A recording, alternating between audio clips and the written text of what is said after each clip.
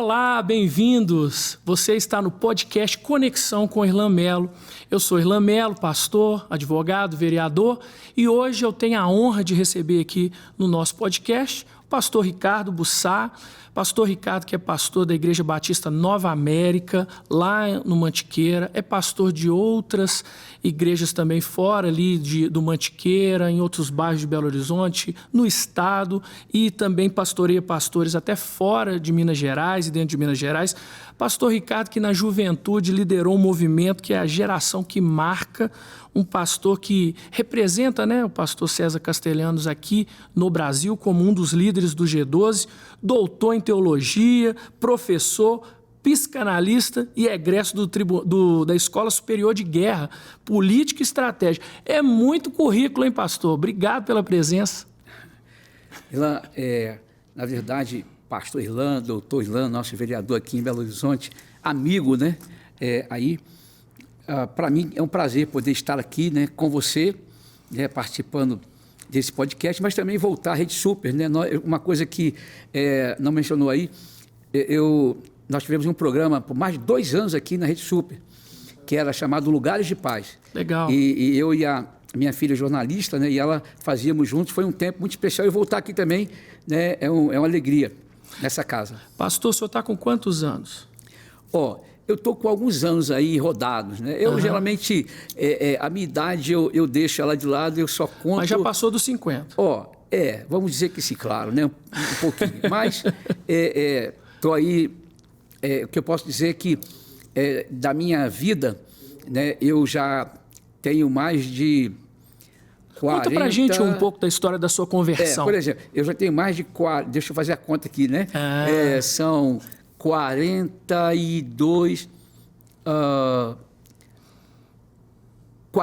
anos, já de convertido, que eu sigo a Jesus, e uma caminhada aí longa, Geralmente, só abrir um parênteses aqui, eu não gosto muito de ficar usando muito meu currículo para falar, o que eu sou, então, porque eu acredito muito que as coisas que eu pude estudar, aprender, me preparar, eu tenho usado tudo isso para poder servir ao reino de Deus e às pessoas. Então, eu fico assim, mais no anonimato a nível de currículo, tal. Por exemplo, a minha experiência, você mencionou aí a questão do doutorado, meu doutorado, na verdade, na área chama DIMIN, que é o doutorado em ministério, e foi um dos primeiros que lançaram aqui no Brasil, quando eu havia feito.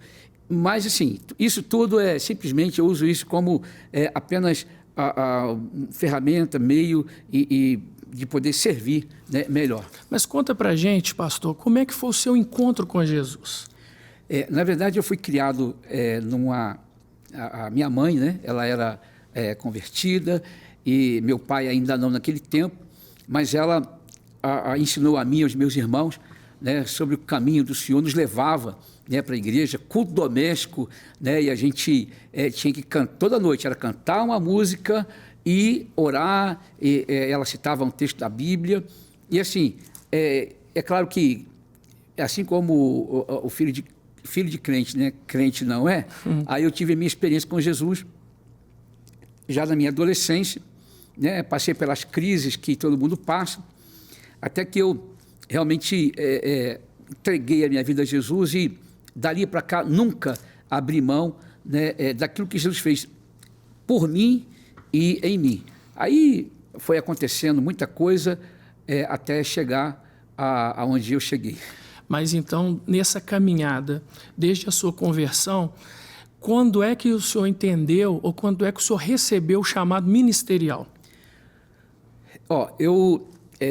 nessa fase de transição, adolescência para a juventude, e aí eu sou natural, do Rio de Janeiro, até pelo meu sotaque não fica difícil saber, mas a minha vida era totalmente comprometida com Jesus lá, a igreja, amigos, e eu era ainda na minha adolescência, uns 16 para 17 anos, eu tive uma experiência num acampamento de adolescentes, quando ali, né, eu senti que Deus estava me chamando para algo que eu não entendia muito bem. Eu sei que, eu lembro do dia, lembro assim do local, era do acampamento, e lembro que eu ouvi um testemunho de era um pastor americano, e ele estava fazendo parte de um projeto aqui no Brasil, que eles construíam templos de uma forma muito rápida, eficiente, mas ele contou a experiência dele. O Espírito Santo usou aquilo para me impactar, e ali então eu comecei a ver o que eu posso fazer para servir a Deus. Aí eu lembro que eu subi numa árvore e fiquei chorando lá, porque eu não entendi o que estava acontecendo comigo. As pessoas diziam assim, que chegava de baixo, aí tá tudo bem, tá tudo bem. Aí até que eu fui conversar com o pastor e tal, e ele disse, ó, né, vai ver o que Deus vai falar, o que Deus está dizendo e tal. E aí foi até que eu cheguei num ponto em que eu tinha que decidir. O senhor tinha quantos anos nessa época, mais ou menos? Eu tinha era 16 anos, 17 anos. Aí quando eu terminei, né, o segundo grau, eu decidi a questão de a faculdade, estava tudo engajado, eu tinha... eu fazia parte de um movimento, eu sempre gostei muito de me envolver em questão política, né? O movimento da juventude trabalhista, né? Lá no Rio, e tinha todas as conexões, tinha propostas para poder trabalhar lá no Estado com o conhecimento que eu tinha e tal, e a questão de curso que eu ia fazer, tudo caminhado. De repente, eu saí de casa um dia, e eu disse assim, estava numa crise, Deus, o que eu vou fazer?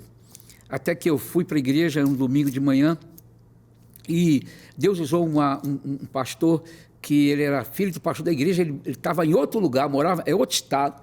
E aí, quando eu cheguei, ele falou para mim assim, aqui, o que você está esperando? Já é hora de você decidir. Não sabia de fazer nada com ninguém.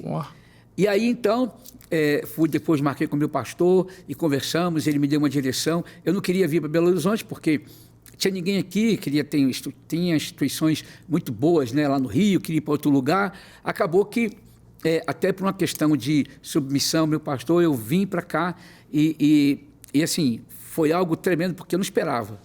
Vim para cá, eu achava que eu ia embora. Você nunca imaginou sair do Rio? Assim, na verdade, as minhas conexões todas lá, amizades, relacionamento, tudo lá. Realmente foi algo que eu tive que abrir mão de tudo, né? Mas aí eu vim para cá para estudar, fiz aí então a bacharel em teologia, depois eu fiz um curso... O senhor estudou no antigo STEB? Eu estudei no STEB, depois eu fiz o curso de pós-graduação. Aí veio a questão do reconhecimento, né, do curso lá... Pelo MEC? Pelo MEC. Aí depois veio a questão aí da psicanálise, veio a questão de fazer o doutorado.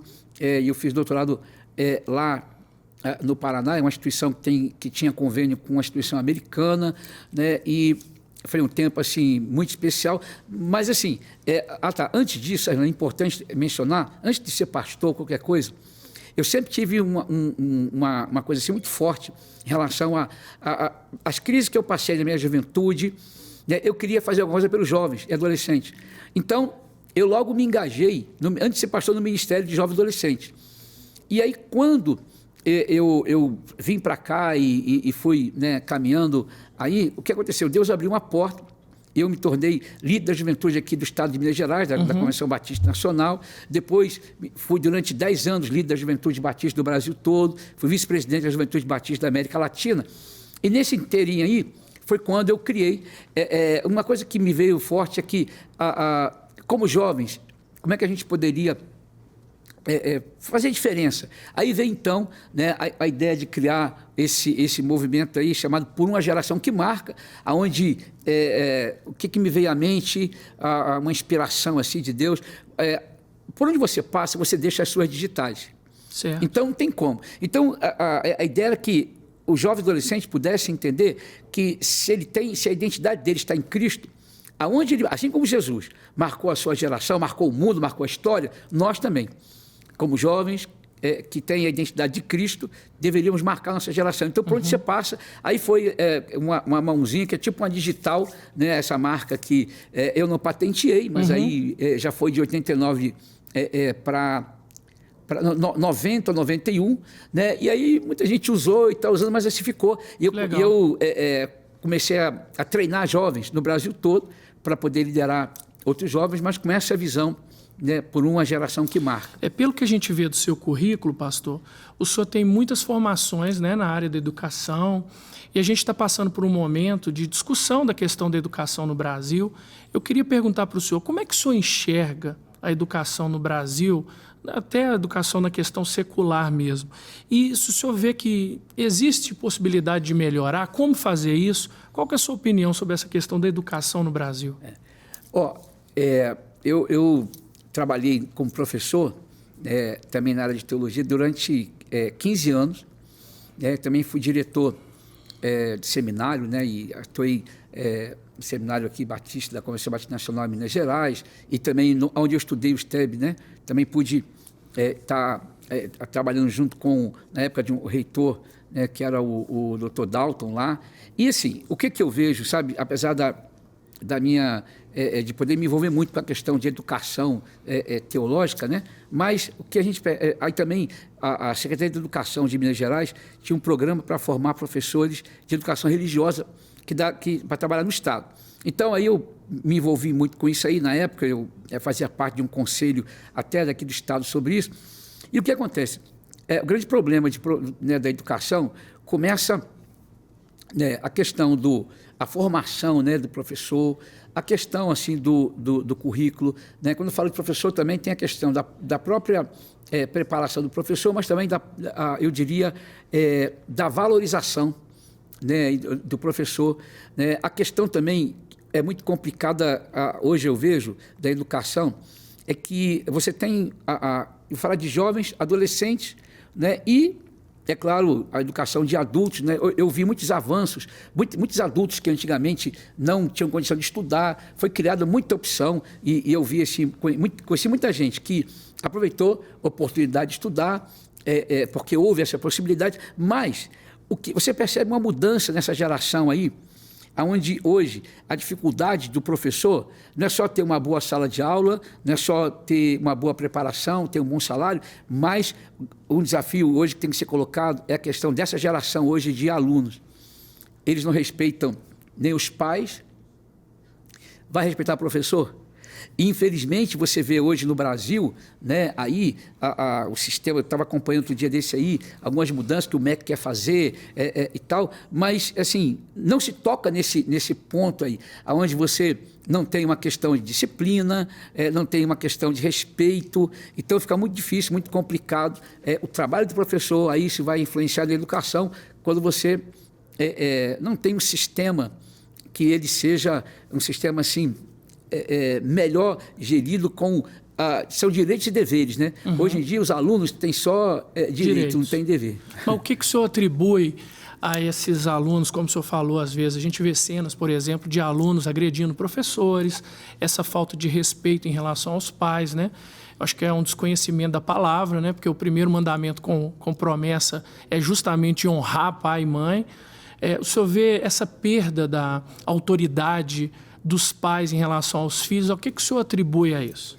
Bom, primeiro, a gente vê uma flexibilização muito grande em relação aos valores da família. Certo. E aí, né, o que acontece? A gente não vai percebendo, mas pouco a pouco, né, a própria algumas ideologias que vão, né, entrando aí no pacote, né, de muitos governos. É um problema hoje que não é só no Brasil, é mundial, onde você vê uma fragilização da família. A família vai perdendo, né, assim, a importância, vai perdendo o respeito, isso vai influenciar na educação dos filhos. Os pais criam seus filhos assim, eles são independentes, eles querem fazer o que querem, porque essa autonomia que foi dada, né, e também a questão de os princípios bíblicos. A gente vive numa sociedade os valores judaico-cristãos que formava e, de repente, começaram a mudar também os fundamentos. Aí entra ideologia de gênero, aí entra um tanto de coisa. Mas o Salmo 11 fala algo interessante, né? Se você tirar os fundamentos, uma tradução fala assim, o que vai sobrar? O que sobra? Esse é o problema hoje. Nós vemos uma crise de fundamentos da educação, fundamentos de princípios, valores, e é claro que a gente valoriza muito fundamentos bíblicos, né? A Sim. Bíblia, né? Ela era respeitada até por quem não era crente e tal, né? Hoje, né? Até por quem é crente, a Bíblia ela não é valorizada, observada como deveria. Então, logo, você tem um problema sério de fundamentos que está afetando tudo. Afeta a família, afeta o relacionamento, afeta a educação e por aí vai. Esse projeto Geração que Marca, ele tinha algum envolvimento nessa questão de família, não? Tinha, porque na época, né, a gente trabalhava muito a questão, né, de quem nós somos em Cristo. Ou seja, olhando para Jesus, né, se inspirando em Jesus. Então, por exemplo, qual que é a coisa que logo de cara a gente vê em Jesus? Jesus, ele dizia, eu não faço nada sem ver o meu Pai fazer.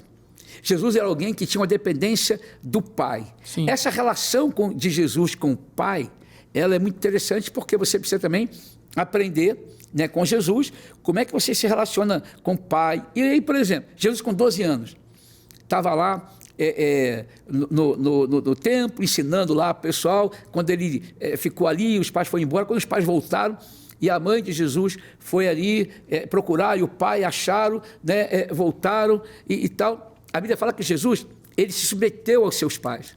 Olha que eram os pais terrenos. Uhum. Então, a gente trabalhava esse princípio. Jesus é o nosso referencial. E se nós temos a identidade de Cristo, nós temos Cristo em nós, nós também precisamos deixar a nossa marca, como Jesus deixou a dele. Então, você trabalhava esse princípio de valor. Aí entrava, por exemplo, você vai para a faculdade, você vai em casa, onde você for, você precisa deixar as marcas de Cristo por onde você passa, fazer parte de uma geração que vai marcar a sua geração. Entendi. Pastor, o senhor também tem uma formação ligada, né, na questão política, a sua formação na Escola Superior de Guerra relativa à política e estratégia. Como que o senhor está vendo o cenário político atual do nosso país? Qual a sua impressão?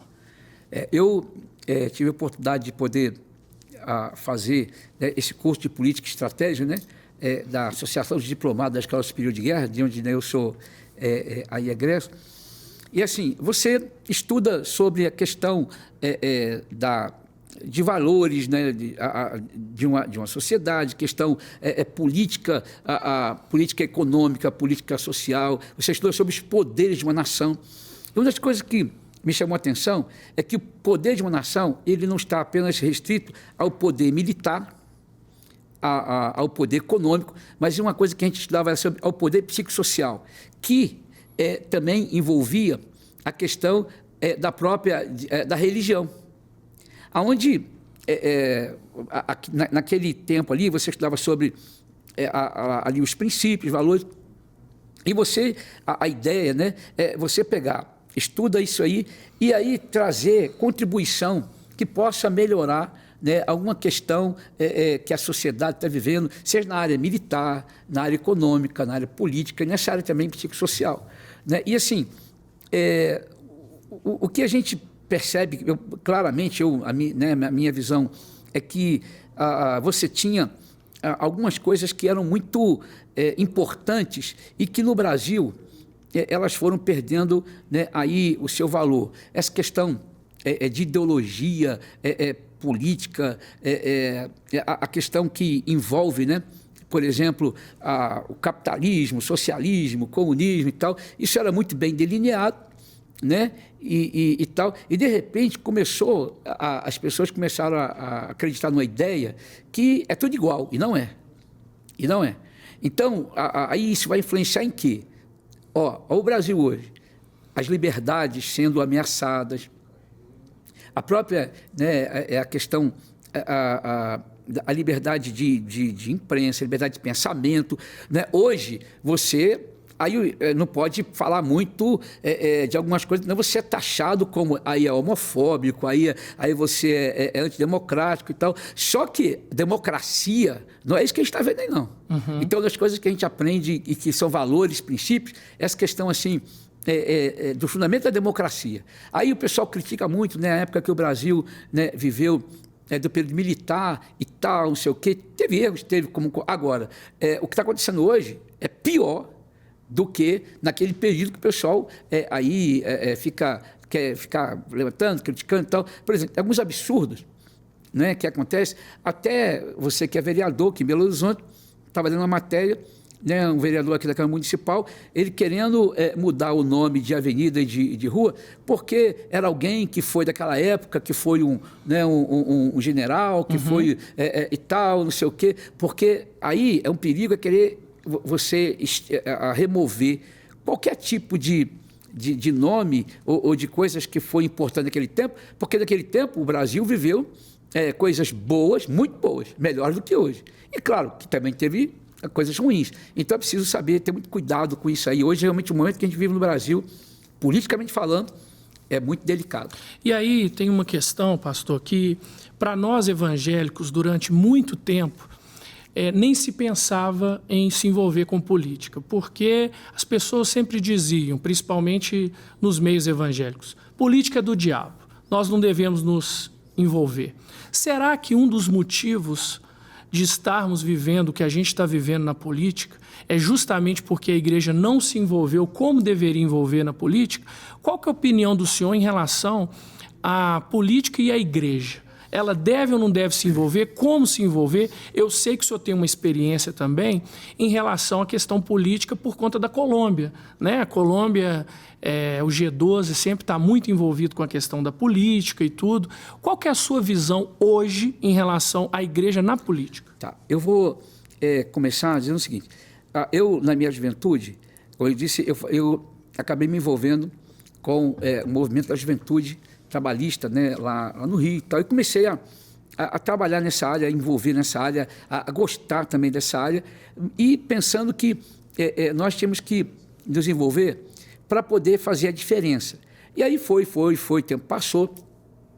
Quando eu fui, né, para o seminário, depois como pastor e tal, eu sempre procurei, né, nas organizações que eu participei, né, havia a Ordem de Pastores aqui do Estado de Minas Gerais, do Brasil, a própria denominação que eu estava fazendo parte, e sempre procurei me envolver e também despertar a liderança e também a igreja, né, a igreja, seu pastor também, sobre a necessidade de a gente poder, como igreja, se posicionar politicamente, porque nós somos cidadãos do Reino dos Céus, né, mas nós somos também cidadãos aqui da terra.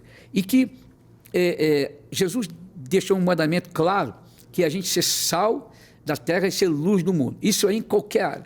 Então, a igreja, como você falou, durante muito tempo, o que acontece? Ela vem ficando sempre para trás, não, política é do diabo, só que enquanto a igreja ela não entrou, realmente a política ficou sendo usada por gente que ela se usava aí de um mandato que era eleito, né, e tal, e não correspondia àquilo que era necessário. Aí a igreja começa a entrar, aos poucos. Eu lembro de um vereador, cara, no Rio de Janeiro, chamado Dirceu Amaral. Isso foi, sabe quando? Foi em 1984. Ele foi um dos primeiros vereadores evangélicos a ser eleito na Câmara Municipal. Olha Dirceu só. Amaral. E eu vi, realmente até me aproximei dele, aí depois teve um deputado federal que foi eleito. Isso era tudo novidade naquele tempo. Uhum. Eu tive uma pessoa assim, muito querida, que era da igreja, foi membro da igreja, que eu fui membro lá no Rio, e depois ele se elegeu deputado federal, ele já hoje está na glória, o Sérgio Lomba. Sim. Eu ajudei, eu estava ali, a gente trabalhou, envolveu, ele fez um trabalho, era um advogado, como você também, fez um trabalho muito bom. Só que aí, a gente, alguns outros parlamentares, e chegava muita gente também na igreja, e o cara se convertia só para receber voto. Aham. Quer dizer, usava da igreja, né? Esse foi um erro. E também, algumas pessoas que foram eleitas, né, que eram evangélicos, eles também acabavam com o tempo, eles se igualavam, faziam o que todo mundo fazia. Então, esse foi um problema. A verdade também, pastor, é porque o poder revela o caráter, né? E às vezes a pessoa tem aquele poder, ela revela o que ela já era, né? É verdade. Isso foi, até hoje a gente vive esse problema, né? Uhum. Esse drama de você elege uma pessoa achando que ele vai fazer a diferença, que ele vai te representar. Então, assim, a igreja, eu sempre defendi... Isso não é culpa nossa de não pesquisar, de não ir a fundo, de só ficar naquela questão da propaganda política, do comercial, e não ver realmente a fundo quem é essa pessoa? Olha, eu diria que isso é um pouco disso também, né, de poder... E também, assim, é claro, né, hoje, infelizmente, eu digo isso, que a igreja acaba apoiando alguns candidatos pelo que ele vai oferecer de benefício para ela. Uhum. Esse é outro problema que a gente tem. Aí já começa aí. Sim. Né, e tal. Mas também, é claro que talvez seja um problema da igreja não criar espaço, principalmente para os jovens adolescentes, pensarem, debaterem temas como isso. E isso está mudando, viu? Até lá na igreja mesmo, em outras igrejas que eu conheço, eles estão já criando essa oportunidade de espaço para poder... Grupos de discussão sobre o tema, da política. Isso aí está sendo um positivo. E também, é claro que a igreja precisa entender que a igreja e o Estado tem que se manter sempre assim, não pode misturar uma coisa com a outra. Ah, tá, o Estado é laico, beleza. Só que tem o seguinte, a igreja, ela também vai ser influenciada pelas decisões do Estado, do governo, né, o que vota no Senado, o que vota na Câmara Federal, o que vota na Assembleia Legislativa, na Câmara Municipal. Você aqui mesmo, né, aqui na Câmara Municipal de Belo Horizonte, fez parte aí de um movimento que também representou o pensamento da igreja evangélica a princípio de valores, de algumas coisas que eles queriam aprovar lá na marra. A sociedade, a maioria, não aprova também, mas se não tivesse lá uma bancada lá, né, cristã e tal, mas também não é só cristã, tem que se posicionar. Exato. Né? Aí olha a importância da igreja, ela eleger pessoas que vão representar e que vão ser porta-voz. Por exemplo, eu não tenho acesso à Câmara Municipal, eu não tenho acesso à Assembleia Legislativa, à Câmara Federal, ao Senado, mas aqueles que a gente vota, eles têm. O problema é que às vezes eles se esquecem quem votou neles, né, e se esquece do compromisso que ele teria com os seus eleitores. Mas, pastor, deixa eu te dizer uma coisa. A maioria dos vereadores, principalmente os evangélicos, eu posso falar até por mim, nós realmente precisamos de conselheiros. Eu tenho como meu conselheiro, então, assim, eu tenho essa facilidade, essa alegria de tê-lo como meu conselheiro. E muitos, o que o senhor está dizendo é uma verdade. Quando ele se elege, ele se afasta, ele não pode se afastar. Uma das coisas que eu fiz questão e mantenho continue na escola bíblica dominical, continuo congregando, participando de tudo. Por quê? Porque eu não posso usar de desculpa, porque tempo a gente faz, não é verdade? A gente consegue fazer o tempo. Eu não posso usar de desculpa o fato de eu não estar mais, de eu estar numa função pública para deixar de participar dos eventos da igreja, dos cultos, dos congressos. Eu preciso continuar junto para poder continuar ouvindo o que as pessoas estão vivendo lá fora. Quando você se afasta da realidade, da igreja, da sociedade do dia a dia, você começa a tomar decisões equivocadas. Então, assim, é importante também que, uma vez eleito, que o parlamentar seja acompanhado, que talvez isso falta também nos pastores, não é seu caso, que eu sei que o senhor acompanha, mas muitos eles deixam. E aí eles começam a ter essas influências que o senhor está dizendo.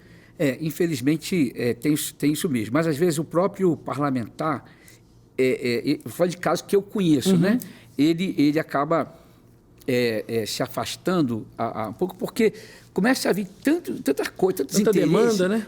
Demandas e interesses também. E aí acaba... Mas, assim, a verdade é que eu acredito muito que cada parlamentar, que você falou, muito importante, deveria ter um ou mais conselheiros, ainda mais se ele for crente mesmo, ter sempre um grupo de oração por ele e tal, e quando surgir uma situação assim complicada, procurar as pessoas de confiança, né, seja um pastor ou mais, ou alguém que possa, né, realmente ajudar, porque às vezes a pressão também é grande, tem que se reconhecer, né, em todos os sentidos.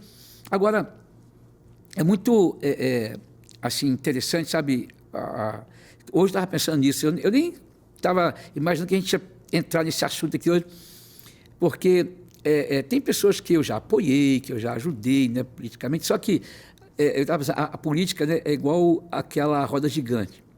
Você pegar ela aqui... Lá embaixo. Aí ela vai. Você está lá, você está aqui. Aí o cara está aqui, ó. Vai. Aí passa 4, 8 anos, daqui a pouco, a roda chega aqui. Mas o que foi feito aqui? Porque alguns parlamentares, algumas pessoas que a gente ajudou e tal, eles sobem. Aí, de repente, começa a voltar a procurar e tal. E também a postura deles não foi correta, né? algumas votações. Isso é importante, né, que o eleitor ele tem que saber o que aquele que ele votou, em que ele está votando. Por quê? Se ele vota em princípios, valores, em coisas que são contra aquilo que você crê, e foi para isso que você votou nele, para ele te representar, esquece, a roda vai, quando ela voltar aqui, dá um tchau para ele.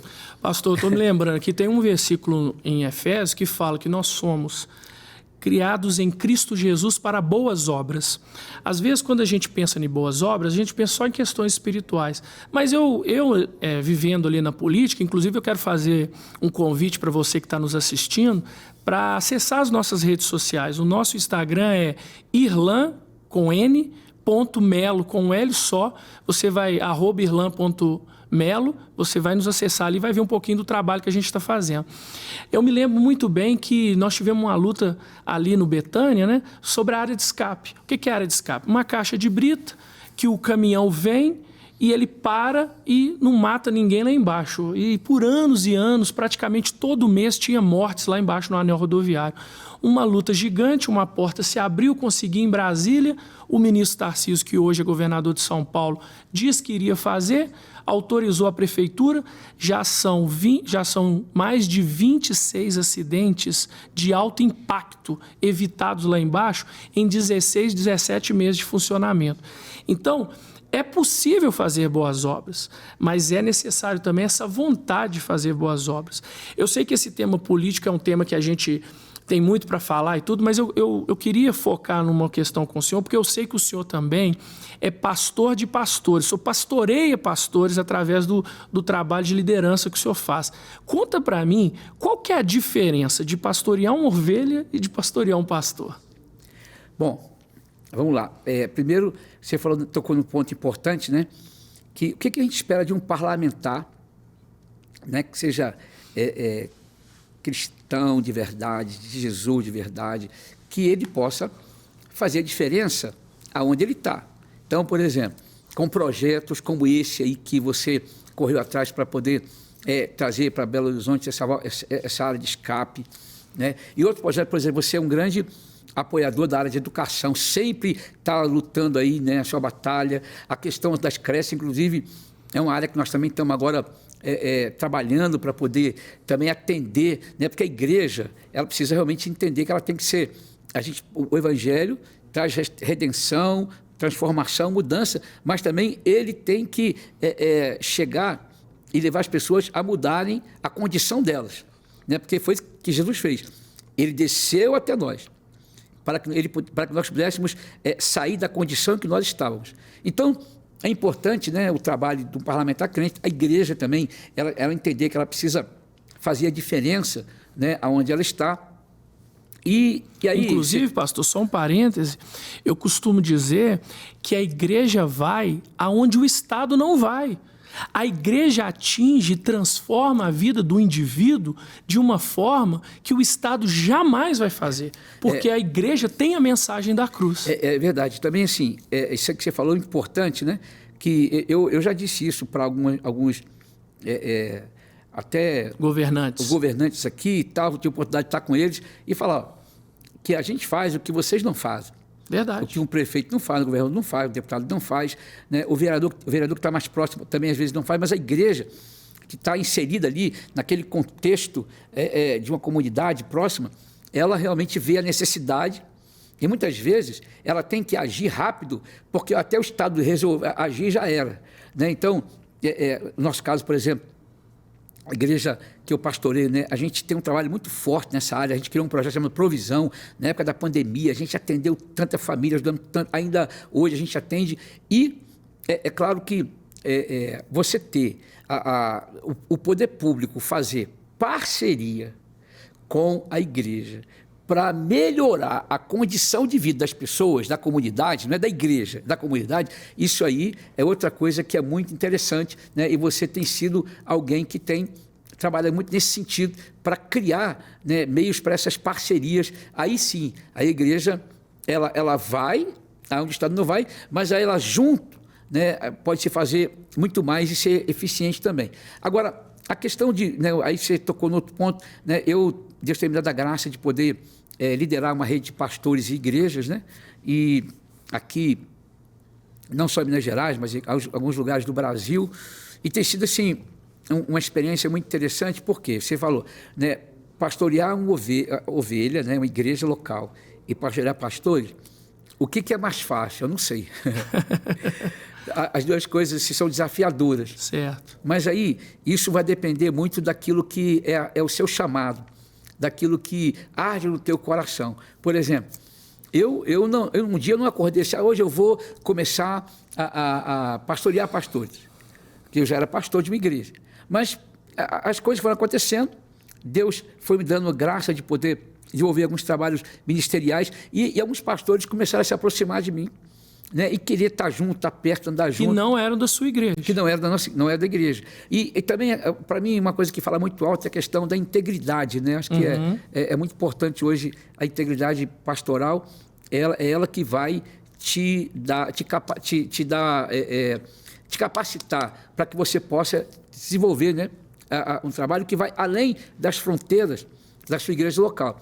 E aí a questão, nós somos uma igreja em células, né? E a gente teve experiências tremendas de poder, a região norte aqui de Belo Horizonte, né? Nós fizemos lá aquele trabalho chamado Minha Cidade Vive. Olha só o que é isso, Minha Cidade Vive? Olha o mote que é o negócio. Por exemplo, uma cidade precisa de quê? Isso eu disse na época do prefeito, né? Fomos lá para falar do projeto. Uma cidade precisa de praça, precisa de educação, saneamento, né? Precisa segurança, de segurança, da saúde, hoje se fala muito a questão da facilidade de locomoção, né? Mobilidade. De mobilidade, tal. Só que a cidade, ela precisa mais do que isso. Uma cidade, ela precisa de esperança. Uma cidade precisa de paz. Uma cidade precisa não só da luz da companhia de energia, mas precisa da luz que possa iluminar tantas famílias que estão em trevas, tanta gente que está vivendo mal. Então, assim, a Bíblia fala assim, que na paz da cidade, né, nós teremos a paz. Então, a Minha Cidade Vive foi um projeto que a gente começou inspirado lá na Colômbia, eles fizeram isso lá, Bogotá Vive, a ideia era proclamar paz, trazer Jesus, esperança, e aí nós fizemos isso na região norte aqui de Belo Horizonte, reunimos, né, uma multidão lá, assim, sem levar nenhuma estrela, nenhum pregador, nenhuma banda, foi um movimento que foi feito pela igreja local e tal. Isso impactou. Por exemplo, vou dar um exemplo clássico disso. Nós tínhamos um problema sério, que era no lugar, né, que era chamado lá a quadra do Vilarinho, onde tinha lá baile funk, tinha um tanto de coisa lá, e toda semana o noticiário morria alguém, um jovem, certo. Alguém lá, isso na época, e nós começamos então a orar por aquele lugar.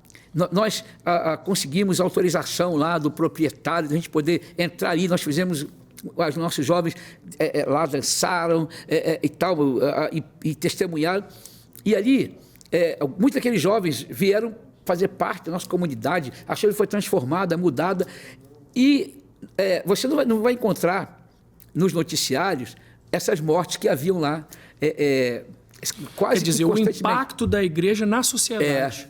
Mudando. E aí as pessoas também trazendo esperança, a gente trazendo esperança para as pessoas, com a Minha Cidade Vive, né, e tal. E assim, foi algo muito, muito especial. Então, essa igreja precisa realmente entender o seu papel. Agora, o que eu tenho também feito com esses pastores, né, que têm caminhado, né, mais perto, mais próximo aí comigo, é que aquilo que a gente está fazendo, né, eles também podem fazer, muitos deles estão fazendo também, e a gente precisa uns dos outros, né? Na verdade, sim. Sabe o que é? Essa questão de pastorear pastores também tem a ver com aquele negócio, a gente não pode andar sozinho. E o pastor, normalmente, ele é sozinho, porque ele não pode compartilhar muito da sua vida com as ovelhas, né? E é por isso que a gente cria né, o que a gente faz, por exemplo, né? Nós tivemos agora, recentemente, você participou com a gente, a gente chama Café da Visão, né, onde pastores vêm pelo menos uma vez por mês, e ali tem um tempo de comunhão, né, bater um papo, e também de conhecer uns aos outros, receber, né, uma palavra, sair dali renovado e tal. Então, isso tem que ser muito importante. Ouvir que o que você está passando, o outro também está. Sabe, hoje é muito comum, tem muita coisa aí hoje para pastores, né? Tem, né, mesa para pastor, não sei o quê. Por exemplo, nós temos só 15 anos que a gente tem esse Café da Visão, só 15 anos. Uau, muito tempo. E aí, agora tem outros até que saíram desse aí, nossa, e tal, que acontece em vários lugares.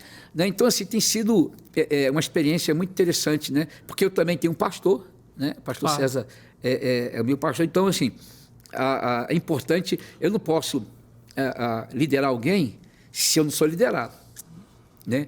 Eu não posso ensinar também se eu não paro para poder aprender. Alguém já disse que você só pode ter autoridade ensinar. E se levantar para ensinar se você primeiro senta para aprender. É verdade. Então, isso aí é uma coisa... Como o senhor falou do pastor César e o senhor é um dos líderes da Visão G12, que tem a ver com ele, eu queria que o senhor explicasse para as pessoas o que é a Visão G12. Infelizmente, no Brasil teve muita confusão, né, sobre isso, muita gente falando que isso era coisa, né, do diabo, não sei o quê, e o que acontece? Geralmente, aquela coisa que você vê no Novo Testamento, né, quando Jesus se apresentou, ou alguém falou, né, que Jesus estava chegando ali e tal, e um daqueles que seria o discípulo de Jesus falou assim: pode vir alguma coisa boa de Nazaré? Então, né, a Colômbia sempre foi vista como um país de quê? O café, a droga e tal. Isso, narcotráfico. Só que lá, aonde abundou o pecado, superabundou a graça. E lá, Deus usou ali a pastor César, a MCI, um grande movimento de avivamento e também um modelo de uma igreja em células. O que é uma igreja em células? É uma igreja em que as pessoas que são evangelizadas, elas têm que ser cuidadas, e aí então depois que elas são cuidadas, consolidadas, essas pessoas precisam ser treinadas, capacitadas para poder ser enviadas, e aí eu entendo ser sal e luz. Então, cada pessoa que se converte, ela precisa se converter em sal e luz. Aí ela vai passar por um processo, vai ser discipulada, treinada, para poder, aonde ela está, seja em casa, na escola, no trabalho, ocupando um lugar, né, aí, seja na indústria, no comércio, na política, ou uma área pública, ela poder, então, ali ser um instrumento de Deus para abençoar, para alcançar outros. Então, a gente, por exemplo, lá, é claro que esse movimento celular, né, quem foi o expoente não foi o pastor César, foi o pastor David Jong-Shu, lá na Coreia, e o pastor César aprendeu também com o pastor Shu, e tem alguns pensamentos, algumas afirmações do pastor Shu, que a igreja, ela não pode só estar nas quatro paredes, a igreja tem que estar no comércio, na indústria, ali e lá e tal, e através das células, né, a igreja, então, ela sai das quatro paredes e ela vai... Então, por exemplo, lá na Colômbia, até no Senado, você tinha... Porque a pastora Cláudia Castelano, quando foi senadora, ela tinha célula no Senado. Eles colocaram uma célula na época de um dos presidentes lá, que até a gente acompanhou a eleição dele lá na Colômbia, tinha uma célula no palácio lá do... Isso é a igreja entrando nesses locais, aí, né? por exemplo, eu fui em células em hotéis, com os funcionários de hotéis, fui em células em lugares assim, em comércio e tal, e estão assim, o G12 trabalha, é uma visão celular, né? E a questão do G12 é que você tem que trabalhar com equipe. Assim como Jesus tinha a sua equipe, então a ideia é que cada um tenha a sua equipe, né? E aí essa equipe vai se reproduzir de tal maneira que você tem lá, né, os seus 12, cada um desses 12, se puder, no mínimo, cuidar bem de mais 12, já vão ser 144, né, e por aí vai. Então você vai, é um efeito multiplicador, onde não é só questão de crescimento, pessoal, você está aplicando alguns princípios que são bíblicos, né, e no Velho como no Novo Testamento você vai ver a questão de 12 lá, da época de Salomão, estabelecendo 12 superintendentes para poder ajudar a cuidar lá do reino de Jesus, no modelo dele, né, e tal, na forma dele, né? E uma coisa interessante, né, é que, é claro, eu guardo sempre isso comigo, que o modelo de Jesus não é uma estrutura, assim, apenas, né? O modelo de Jesus são pessoas. Alguém já disse isso, acho que foi, se eu não me engano, tentar lembrar, Robert Coleman. Certo. Ele fala assim que o método de Jesus são homens, pessoas. Então é você ganhar, você cuidar, você discipular, né? E aí então você poder fazer com que, né, o evangelho continue crescendo, alcançando outros através daqueles que foram alcançados. E isso é bíblico, né? Jesus mandou os discípulos fazer o quê? Vão e façam discípulos. Então, pois é, e lembrando dessa questão de enviar, de ir, eu sei que recentemente o senhor teve uma experiência na África. Eu queria que o senhor compartilhasse com a gente como é que foi essa experiência lá na África. Ah, tá. Deixa eu falar só um pouquinho, de maneira assim, sabe, nós fizemos uma viagem missionária e é como se a gente tivesse... Deus estivesse despertando a gente para levantar os olhos e ver que os campos já estão brancos, prontos para colher. Certo. Mas aí, primeiro nós passamos pela Espanha, fomos a Málaga, porque lá nós tínhamos tem um casal de missionários, né, que a gente tinha adotado eles, né, e eles fazem um trabalho extraordinário de treinar lá missionários, porque Málaga, ela faz divisa ali com Marrocos, e o norte da África é considerado hoje aquela janela 1040 de maior resistência ao Evangelho. E a gente foi lá principalmente porque a gente está entrando também lá nesse projeto de poder ajudar e participar disso também, porque a gente entende que ali é uma necessidade grande. Ficamos lá e aí tivemos contato com pessoas que estão treinadas, estivemos com eles, ajudando, né, e tal, e também conhecendo, né, um trabalho extraordinário na área de Bíblia em árabe para essa região ali, que eu não posso falar muito sobre isso, questão de segurança lá, mas assim, a gente está envolvido nesse projeto. E aí foi um tempo lá muito, muito especial, entramos no Marrocos, entramos no norte da África, e assim, foi benção demais. Aí fomos agora para Moçambique, e ficamos lá onde nós temos uma igreja, nós construímos a igreja lá, e começou, antes de eu ir, a gente começamos a um trabalho com eles lá, e tal, mandava recurso, compra isso, aquilo, e aí levantou a igreja, temos um templo lá, que nós construímos, e fomos para inaugurar, e também fomos para poder estar ali, conhecer de perto, ver as necessidades, levar respostas. Nós fomos surpreendidos. Por quê? O negócio foi muito maior do que a gente imaginava. Eu costumo dizer que nós fizemos 3 vezes mais do que nós esperávamos. Nós vimos o tamanho da necessidade ali. Não só a igreja está lá, temos um pastor lá, chama Ramuxande, temos líderes. Então a gente viu que tinha que treinar mais líderes. Nós vimos também a necessidade. Nós tivemos uma experiência extraordinária de poder... aquele pessoal lá, eles estavam esperando e acabou que veio gente andando mais de quase, foram 28 quilômetros, quase 30 quilômetros andando. Mulheres com crianças, eles usam as crianças amarradas aqui na capulana, né, e alguns homens vieram também para poder participar desse momento ali. Eles fazem parte da nossa igreja, mas estavam bem distante. E aí, chegando ali, eram quase 30 pessoas. Esse pessoal, eles só comem lá uma refeição por dia.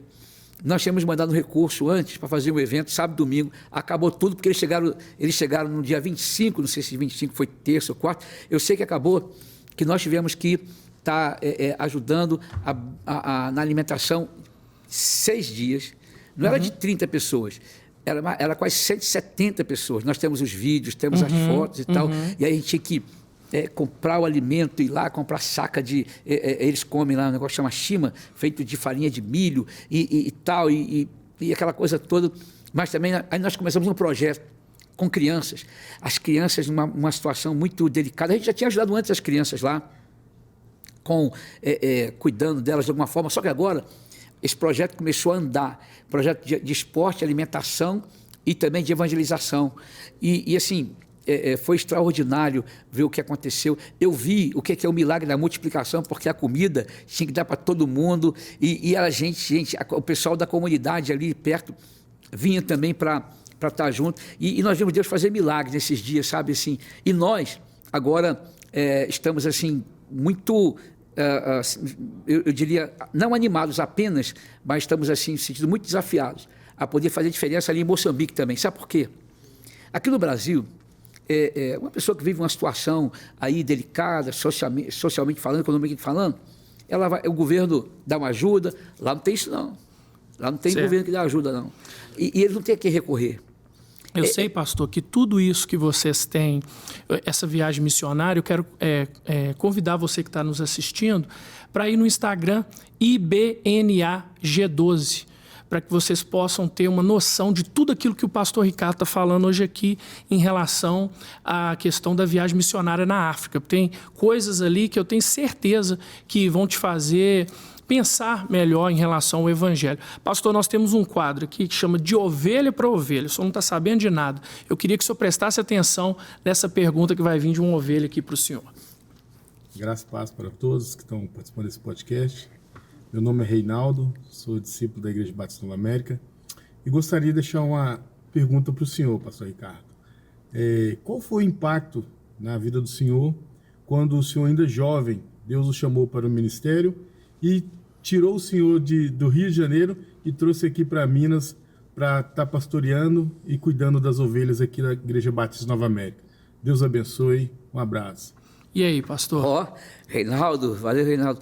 Eu já falei um pouquinho sobre isso, né? O impacto, assim, o Evangelho, hoje, as pessoas, elas não imaginam, não pensam, não avaliam que o Evangelho, ele coloca diante de você algumas situações que você precisa aprender a renunciar.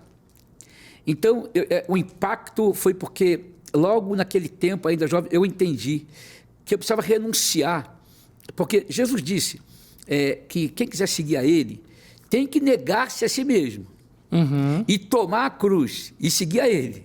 Né? O que é negar-se a si mesmo? É você renunciar às suas próprias vontades, desejos. Assim como eu tinha outros planos para a minha vida, mas eu entendi que aquele era um plano de Deus, então eu abri mão. E isso foi um impacto, e eu diria que para representar esse impacto, eu lembro que quando os meus pais, eles foram me levar, né, na rodoviária para me pegar o ônibus e vir para cá, eu vim do Rio até Belo Horizonte chorando, assim, porque eu entendia que eu precisava vir, mas não é porque eu queria vir, mas eu entendi que isso era algo que Deus estava falando, fazendo. Aí eu comprei o jornal, antigamente o Jornal dos Esportes, que era um jornal que tinha lá no Rio, jornal, até ele, uma cor assim diferente, então, e eu botava na minha frente assim para ninguém ver. O impacto foi muito grande, mas eu aprendi. Aquilo para mim foi tremendo. Eu tive que abrir mão da minha família, dos meus relacionamentos. Eu não tinha um parente aqui em Belo Horizonte. Em Minas Gerais sim, no interior, mas aqui nenhum. Mas aí sabe o que aconteceu? Deus aqui me deu uma família. Eu conheci aqui a minha esposa, aquela que é minha esposa hoje, né, que está comigo no ministério, né, que é a pastora Lucinéia, uma mulher tremenda que Deus colocou na minha vida, e a gente pôde construir, né, uma nova história. Aí depois vieram as minhas filhas, né, a Suzana, né, a Sâmara, né, e aí vem a Reboque e os genros, né, o Tiago, o Rogério, que também são uma bênção, e aí vem, né, os netos, né, a Rebeca e o Azaf. Quero aproveitar para mandar aqui, né, um beijo para eles aqui. Então, olha só, eu abri mão, eu renunciei, né, lá atrás. Mas assim, Deus estava também me preparando para experimentar e viver esse tempo novo aqui, além da família espiritual, a igreja, né, os amigos. Eu trabalhei aqui em alguns lugares, né, antes de ir para Nova América, mas eu faço agora, no próximo ano, 34 anos que eu sou pastor da mesma igreja lá em Nova América. Legal. Tive uma experiência de poder começar uma igreja em Pará de Minas. Hoje tem mais de uma igreja lá, né? Trabalhei também ali na região de Santa Luzia, também num trabalho que hoje também tem uma igreja lá. Trabalhei também um trabalho lá em Neves, né, uma igreja que já existia lá, mas aonde eu desenvolvi o meu ministério e durante todos esses anos, aí em Nova América, que é uma grande família, além da família de amigos, né, e você faz parte disso, né, já nos conhecemos aí há uns 12 ou 13 anos por aí, e muitos amigos, né, Deus assim, me presenteou. Aí veio aquele negócio que Pedro perguntou para Jesus, foi Pedro mesmo, Senhor, nós deixamos pai, mãe e tal, e o que vai acontecer? Não, vocês vão receber muitas vezes mais nessa vida. Eu entendo que valeu a pena ter aberto, ter renunciado, né, e hoje está vivendo esse momento aí que estou vivendo. Tem de ovelha para ovelha, mas tem também de pastor para pastor. Então, queria mostrar para o senhor uma pergunta de pastor para pastor. Olá pessoal, aqui é o pastor Anderson, prazer estar com vocês aí. Eu queria perguntar ao nosso querido pastor Ricardo. Pastor, o senhor esteve nos campos missionários, esteve em 2 lugares tão distintos, na Espanha e na África. A mensagem do evangelho é a mesma, mas o que o senhor diria que os povos da Espanha precisam? Qual a mensagem para a igreja espanhola? Para os irmãos ali, ou mesmo para as pessoas ali? E qual a mensagem, você me diria, para a necessidade da África e os irmãos que ali estão na África? E nesses campos, nesse desafio que o senhor enfrentou, o que mais te impactou nessa jornada missionária? Aquele abraço e obrigado aí. Bom, eu diria, aí, obrigado aí, pastor Anderson, que faz parte da nossa equipe também pastoral lá de Nova América.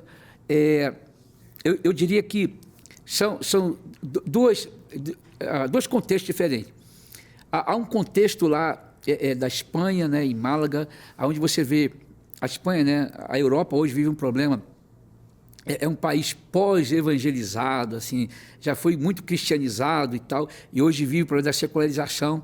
Você tem ali, né, em Málaga, onde você vai para poder entrar na região, né, do norte da África, que é uma realidade muçulmana, ali você vê um contexto, um peso espiritual, uma carência espiritual. As pessoas têm até condições, recursos, mas assim, é um lugar que você sente um peso espiritual e a igreja precisa levantar os seus olhos e enxergar essa necessidade. Na África, você já tem não só a questão espiritual, né, ela também é relevante ali, mas na África o desafio eu vou falar aqui de Moçambique, e muitos países, né, são muito parecidos. Agora, Moçambique é o 8º país mais pobre do mundo. Então, a igreja precisa olhar, aí eu diria o seguinte, sabe, às vezes a igreja, a gente olha muito para dentro de nós mesmos, querendo melhorar, né, nosso equipamento, nossa condição, e aquela coisa toda, mas há uma necessidade enorme, urgente, né, da igreja fazer diferença, não só, né, aqui no Brasil, mas também em outros países, como na África. E o desafio lá é o desafio não só espiritual, mas também é o desafio de poder ajudar aquela gente a melhorar a sua condição de vida, ajudar e fazer a diferença, né, ali. E isso é algo que é muito, para mim, assim, importante. Por exemplo, a gente, lá o profeta Isaías fala a respeito de Jesus, uma profecia sobre ele, pouco né, seres luz, né, só para Israel.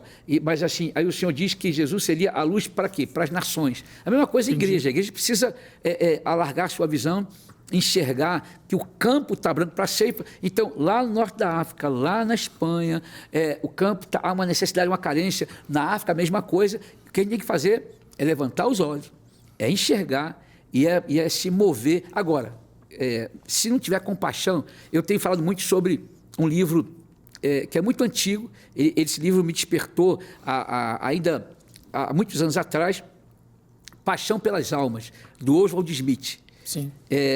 Eu creio que hoje a igreja precisa voltar a ter paixão pelas almas para poder fazer aí mais do que ela tem feito. Amém.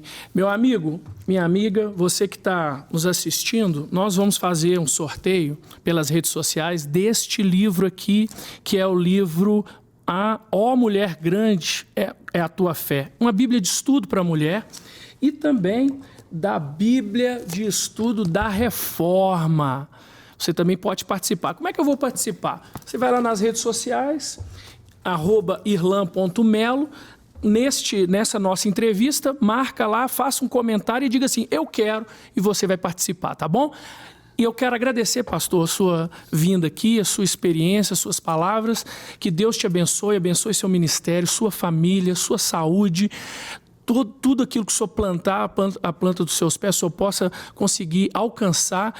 E tenha certeza que o senhor é uma inspiração para mim e uma inspiração para muitas outras pessoas. Tá certo? Obrigado pela presença. Amém. Quero aproveitar, né, para fazer as considerações finais aí, dizer também da minha alegria de estar aqui e dizer que tem sido um privilégio, né, poder pastorear, mas também um desafio. Pastorear hoje é um desafio muito grande. E eu diria também outra coisa, sabe, nosso pastor Irlan, a gente ora muito para um mundo melhor, para Deus mudar a história, mudar o Brasil, na política e tal, ali, lá. Mas eu creio que esse mundo precisa, e o Brasil precisa de uma igreja melhor. Isso tem me preocupado muito ultimamente. Nós precisamos ser uma igreja melhor. E aí a Bíblia fala que, né, a natureza geme, aguardando com expectativa a manifestação dos filhos de Deus. Então, assim, nós precisamos de uma igreja melhor. Eu tenho me preocupado, tenho orado, e a começar de mim, meu ministério, da igreja que eu sou pastor, e a gente está procurando entender, discernir o que Deus tem para nós nesse tempo, e também nós precisamos ser uma igreja melhor. Queria aproveitar também, mandar um abraço, né, para... Nós temos igreja, aí a IBNA, né, lá em Jaboticatubas, onde nós temos ali em templos, não só em um lugar, mas lá no Barreiro, lá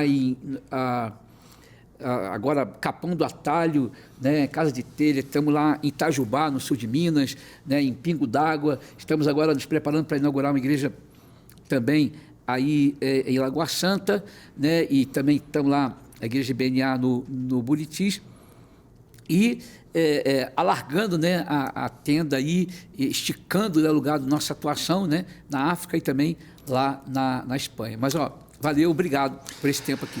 Obrigado, pastor. Deus abençoe cada um de vocês. Até a próxima, até o próximo podcast Conexão com Irlan Melo. Um grande abraço.